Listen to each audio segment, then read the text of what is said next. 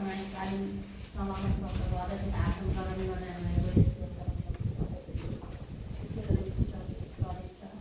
वडा अध्यक्ष विभिन्न विद्यालयबाट प्रतिनिधि गर्दै आउनुभएको शिक्षिकाहरू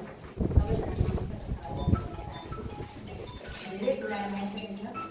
पहिलो दिन पनि हामीले आएका थियौँ र आज समग्र सत्रमा पनि हामीले आइजाँदाखेरि हामीले भित्तामा यहाँहरूले 5 दिनको अवधिमा सिकेका धेरै कुराहरू चाहिँ हामीले हेऱ्यौँ। हेरी जाँदाखेरि हामीलाई यसको ममा पनि ऊर्जा आयो, यहाँहरूमा अझ बढी ऊर्जा आयो जस्तो मैले महसुस गरेछु।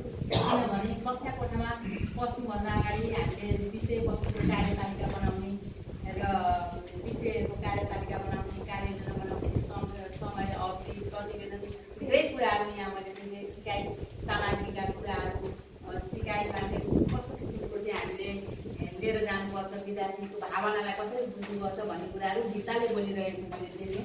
यसको लागि यहाँहरू सबैलाई धन्यवाद। विशेष गरेर यस विद्यालयको प्रलाई धन्यवाद दिन चाहन्छु, किनभने उहाँले 3-4 वटा विद्यालयका सरमेनहरूलाई बोलाएर जुन एउटा शिक्षक शिक्षिकाहरूको क्षमता अभिवृद्धि गर्ने, सिकाइ प्रविधिलाई अझ बलियो बनाउने जुन एउटा कोसिस गर्नुपर्छ, यसको श्रेय चाहिँ उहाँलाई जान्छ।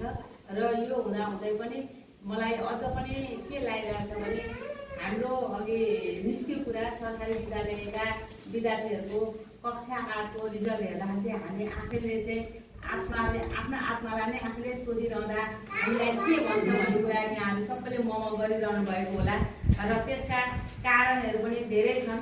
धेरै भएको कुरा हाम्रो कार्यक्रम सञ्चालक सरले हामीलाई राख्नुभयो, त्यसमा उहाँले देशव्यापीको कुरा राख्नुभयो। देशव्यापीको कुरा राखिरहँदाखेरि देशव्यापीसँग हामीले नजोडेर हाम्रो पालिकाभित्रको सामुदायिक विद्यालयमा चाहिँ हाम्रो भूमिका र हाम्रो जिम्मेवारी के हो र आगामी दिनमा चाहिँ हाम्रो पालिकाभित्रको सामुदायिक विद्यालयलाई का विद्यार्थीहरूलाई कसरी बलियो बनाएर लाने र उहाँहरूलाई बढीभन्दा बढी पढ्नमा हामीले कसरी फोकस गर्ने र रिजल्ट ल्याउनलाई चाहिँ हामीले हाम्रो तर्फबाट कसरी अगाडि बढाउने भन्ने भूमिका रहन्छ जस्तो मलाई लाग्छ।